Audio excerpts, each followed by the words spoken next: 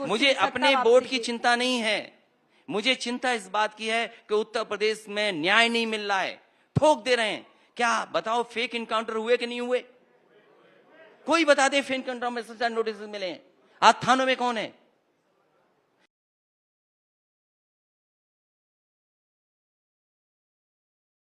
एक तरह के अधिकारी बैठ करके फैसला लेते हैं। क्या उत्तर प्रदेश में नहीं हो रहा है? ये कोई भी जांच होगी एक अधिकारी पे पहुंच जाएगी। कौन नहीं जानता उत्तर प्रदेश का? जेल में हत्या हो गई, जेल में हत्या हो गई, क्या कार्रवाई हुई? क्या जेल में आप मार देंगे जाकर के लोगों को? कौन जिम्मेदार है उसके लिए? ये कानून है आपका। प्रधानमंत्री के काफिले पर फिरोजपुर में जो सुरक्षा में चूक का मामला हुआ, उसको इमोटिव इशू बनाकर यूपी में भी लाया जाएगा। उस पर आपकी क्या राय है? और खास तौर पर बीजेपी कह रही है कि चन्नी साहब ने जिस तरह की सुरक्षा है उसके साथ षड्यंत्र किया और वो प्रियंका जी को क्यों ब्रीफ कर रहे हैं, इस पर आपका क्या टेक है? क्योंकि इसको इमोटिव इशू वो लोग यूपी में भी बना सकते हैं। मैं तो ये कहूंगा कि उत्तर प्रदेश में मुख्यमंत्री आवास को गंगा जल से धोया गया था, ये मुद्दा क्यों नहीं बना? हमारी सिक्योरिटी हटाई गई, ये मुद्दा क्यों नहीं बना? भारतीय जनता पार्टी ने नहीं हटाया क्या? सिक्योरिटी हमारी बैठाई, हमने कोई मुद्दा नहीं बताया ना, हमने कहा जान को खतरा है। अरे जिस दिन जाना होगा चला जाएगा, कोई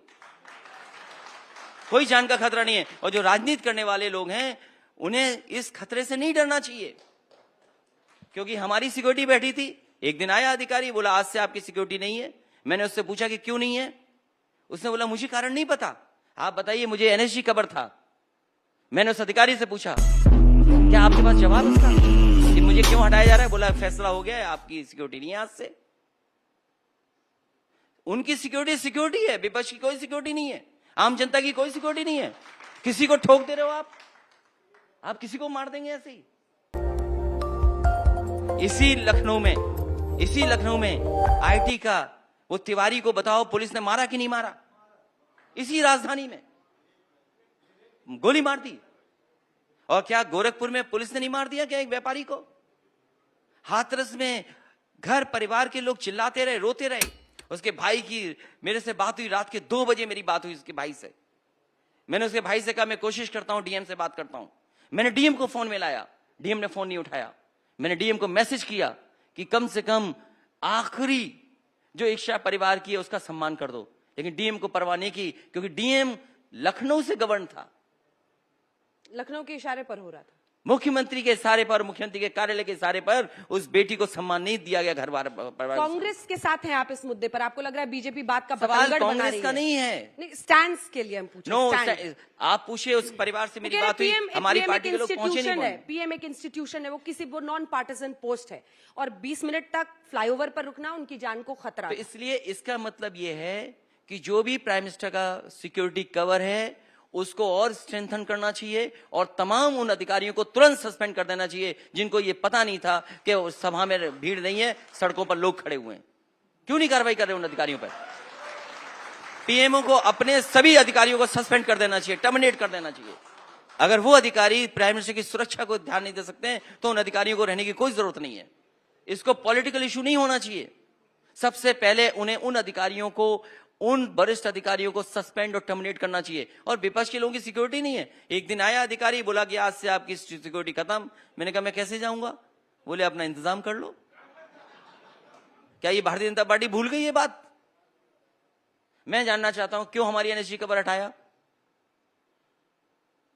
क्या जवाब है आपके पास? कभी आपने मुद्दा नहीं पूछा कि आपकी एनएसजी कवर हट गई? चलिए चलते चलते अब टाइम्स अप लिखा हुआ आ रहा है सामने में, वो आपके सवाल खत्म हो गए, चाहे टाइम सब कभी कर लीजिए सर, क्योंकि वर्चुअल रैली होनी है, हम तो रात भर जवाब दे सकते हैं। इधर सामने देखिए ना लिखा हुआ। नहीं वो तो गलत कह रहे हैं, वो चैनल पे क्योंकि बंद कर दिया होगा उन्होंने कि ठीक है। अब 1 घंटे से भी मन नहीं भरा आपका अखिलेश जी? मैं तो रथ चलाया था दिन रात, 2-3 मैं तो अभी रात तक बात कर सकता हूँ, क्योंकि इलेक्शन कमीशन ने ये कहा है। तो आज रात तक बैठ के हम लोग यहाँ बातें करते रहते हैं। मैं आपका धन्यवाद देता हूँ। नहीं अभी और बात, आपको और भी बातें करनी चाहिए थी। और भी बातें कर रहे हैं, आप बताइए क्या बोलना है आपको? आप सवाल करिए, मैं जवाब दूंगा। पूछते जा रही हूँ, आप जितने सवाल करोगे मैं जवाब दूंगा। मैं उनके सवाल को किए जा रही हूँ। आप क्यों बोल रहे हैं कि चैनल लेके आए? चैनल कह रहा है कि बात कीजिए। नहीं मैं क्योंकि दिन रात रथ चलाया और दिन रात में रथ चला करके कामयाब हुआ। आप जब तक सवाल पूछेंगे मैं जवाब दूंगा। 10 मार्च करके इंतजार कीजिएगा ना कि अभी नहीं, बोल रहे क्योंकि कामयाब हुआ। इलेक्शन कमीशन ने ये कहा है कि वर्चुअल रैलीज होंगी, और इससे अच्छा प्लेटफॉर्म कहाँ मिलेगा जब तो मैं अपनी वर्चुअल बात रैली नहीं की करूं? क्या तैयारी की है आपने? वर्चुअल रैली की डेफिनेशन क्या बता रहा है चुनाव आयोग? वर्चुअल रैली की डेफिनेशन क्या है? वो कह रहे हैं कि रैलियों पर रोक है। अब आपको इसीलिए तय मैं करना है, आपके क्या कीजिएगा? इसीलिए मैं आपके साथ बैठ करके बात लगातार करना चाहता हूं। इसी को मैं वर्चुअल रैली समझता कल हूं। सुबह उठिएगा। अगर आप तैयार हैं तो मैं सुबह चलिए। तक बात कर सकता हूं। चलिए बात करते हैं। क्या तैयारी है आपकी? क्योंकि अब ये 15 समाजवादी पार्टी ने क्रूशियल पीरियड है। समाजवादी कैसे ऑपरेट पार्टी कीजिएगा? पिछले 2 साल से तैयारी कर रही है। मुझे याद है कि समाजवादी पार्टी ने अपने कार्यकर्ताओं को ट्रेनिंग देने के लिए जगह जगह पर कार्यक्रम किए थे। बरेली में कार्यक्रम हुआ, हमारी पार्टी के तमाम कार्यकर्ताओं का ट्रेनिंग का कैंप फैजाबाद में हुआ, फैजाबाद में नहीं हुआ, मिर्जापुर में हुआ। तो लगातार समाजवादी पार्टी अपने वर्कर्स को ट्रेन कर रही थी कि आने वाले समय में बूथ पे कैसे काम हो, बूथ पे कैसे लड़ाई होगी। और जो समाजवादी पार्टी ने काम किए थे उसको लेकर के आंदोलन किए समाजवादी पार्टी ने। हमारा कोई कार्यकर्ता ऐसा नहीं बचा होगा जिस पर मुकदमे ना हो, जेल न गया हो। और पूरे लखनऊ से लेकर के आप उत्तर प्रदेश का पता कर लीजिए, भारतीय जनता पार्टी का जब भी कोई बड़े नेता का कार्यक्रम होगा, सबसे ज्यादा पुलिस के मेहमान उसके घर में जाकर के बैठ जाते हैं। आप बताइए किसी पॉलिटिकल पार्टी के कार्यकर्ताओं को रोका जाता हो? ये कोई डेमोक्रेसी है क्या? कानपुर में कोई आएगा तो वहां रोक लेंगे, आप फैजाबाद में जाएंगे तो हमारे पूर्व विधायक पूर्व मंत्री के घर पे बैठ जाएगी जाकर के पुलिस। तो पुलिस का काम ये बचा है कि पॉलिटिकल पार्टीज का कार्यकर्ताओं को बाहर नहीं निकलने देंगे।